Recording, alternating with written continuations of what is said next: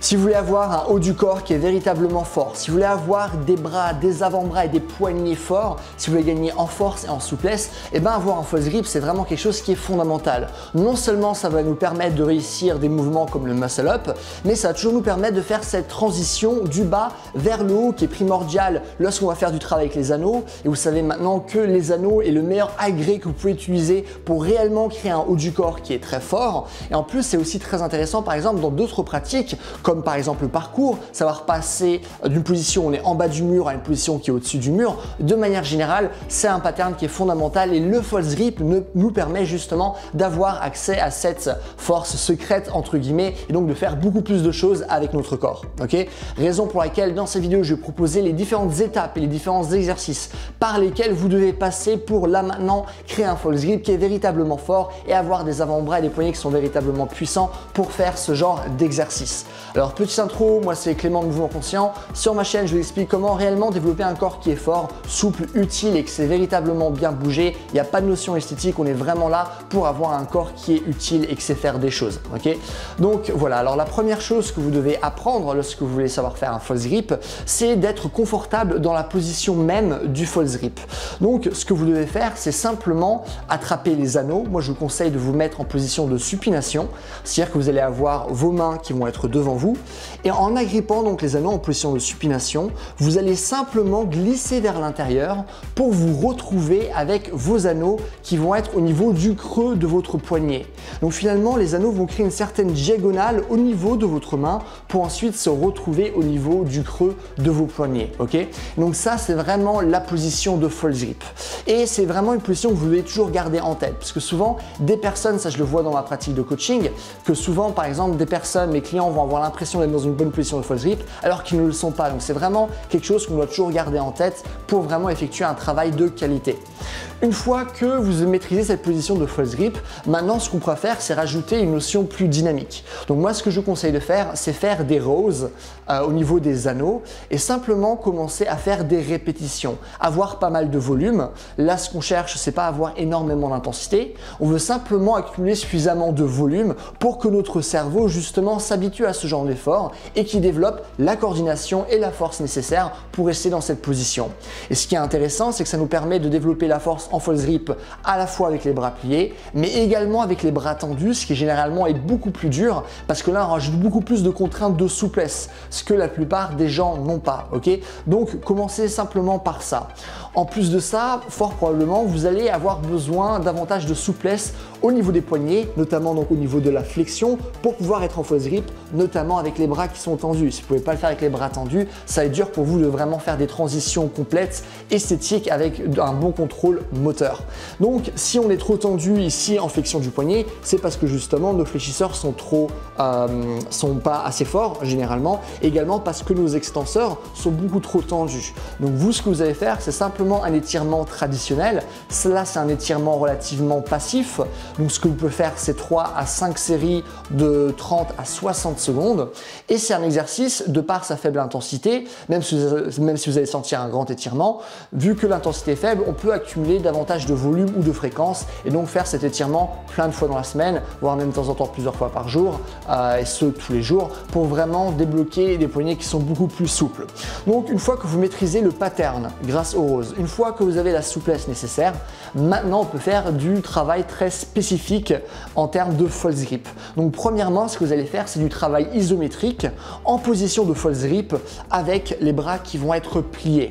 Pourquoi du travail isométrique? Parce que les études nous montrent que lorsqu'on fait du travail isométrique, on va principalement gagner de la force dans l'angle dans lequel on travaille. Et justement, nous, on veut renforcer cette position-là. Parce que c'est à partir de la position où on a les bras pliés qu'on pourra effectuer la transition. Donc plus on va être fort dans cette position, plus ça va être avantageux pour nous par rapport à notre pratique.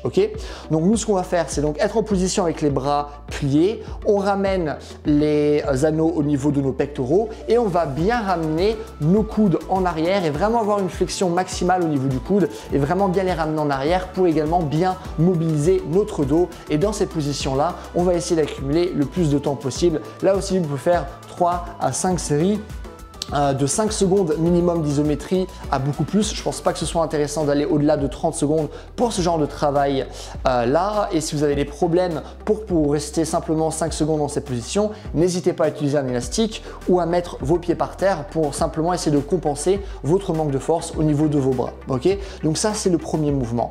Ensuite, nous, ce qu'on va faire, c'est qu'une fois qu'on aura suffisamment de force là, on va également faire le même travail, mais cette fois-ci avec les bras qui vont être tendus. Pourquoi? Parce que tous les mouvements vont commencer de cette position, on a les bras tendus. Donc si vous ne la maîtrisez pas, ça va être compliqué, raison pour laquelle on veut gagner de la force et de la souplesse très spécifique à cette amplitude-là. Donc là aussi, on va faire du travail isométrique avec le même genre de protocole d'entraînement que je vous ai proposé juste avant.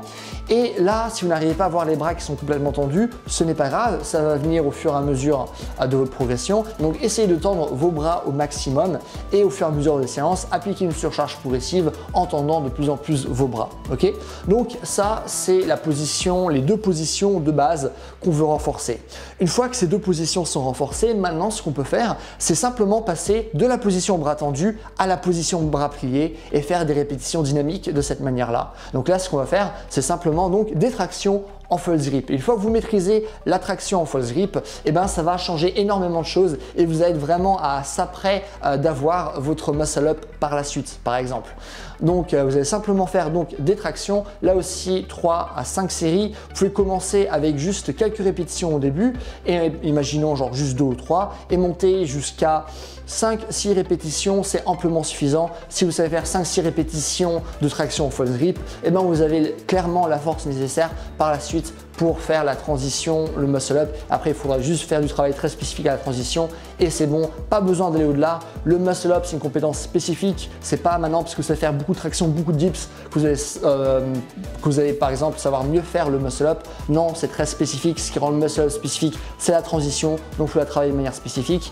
Mais donc voilà, faites simplement ça et par la suite, ben, vous allez commencer à travailler le muscle up. Donc, que ce soit par exemple le muscle up aux anneaux, le muscle up à la barre et c'est exactement le même processus que vous avez utilisé, sauf que généralement par rapport à la barre, pour réellement avoir un bon false grip, pour beaucoup de personnes, c'est légèrement compliqué.